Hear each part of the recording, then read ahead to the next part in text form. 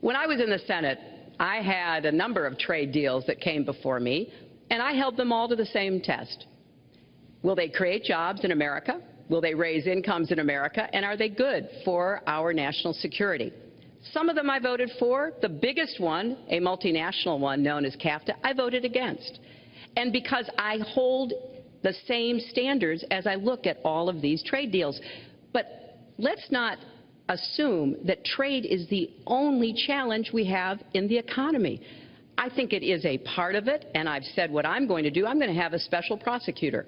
We're going to enforce the trade deals we have, and we're going to hold people accountable. When I was Secretary of State, we actually increased American exports globally 30%.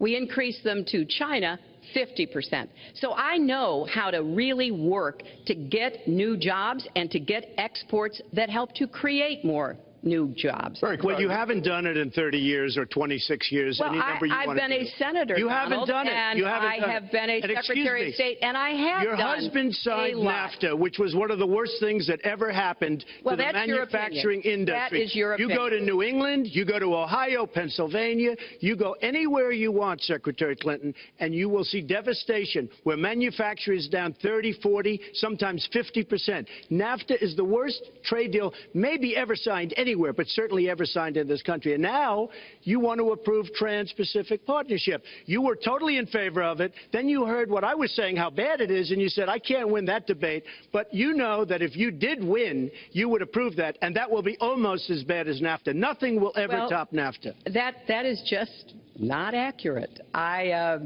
was against it once it was finally negotiated and the terms were laid out. I wrote about that in... You called it the gold standard. Well, I hope... You called it the gold standard of trade deals. You said it's the finest deal you've ever seen. No. And then you heard what I said about it, and all of a sudden you were against it. Well, Donald, I know you live in your own reality, but that is not the facts. The facts are, I did say I hoped it would be a good deal, but when it was negotiated, which I was not responsible for, I concluded it wasn't. I wrote about that. So is it President Obama's fault? Is it President Obama's fault? Even announced. Look, there are Secretary, is it President Obama's fault? There are because he's pushing it. There are different views about what's good for our country, our economy, and our leadership in the world. And I think it's important to look at what we need to do to get the economy going again. That's why I said new jobs with rising incomes, investments, not in more tax cuts that would add $5 trillion to the debt. But you have no plan.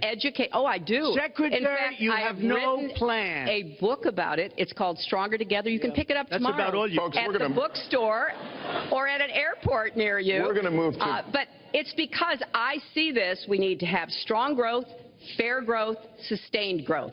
We also have to look at how we help families balance the responsibilities at home and the responsibilities at business. So we have a very robust set of plans, and people who have looked at both of our plans have concluded that mine would create 10 million jobs and yours would lose us 3.5 million jobs and explode You are going to approve one of the biggest tax cuts in history. You are going to approve one of the biggest tax increases in history.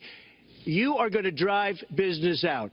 Your regulations are a disaster, and you're going to increase regulations all over the place. And by the way, my tax cut is the biggest since Ronald Reagan. I'm very proud of it. It will create tremendous numbers of new jobs. But regulations, you are going to regulate these businesses out of existence.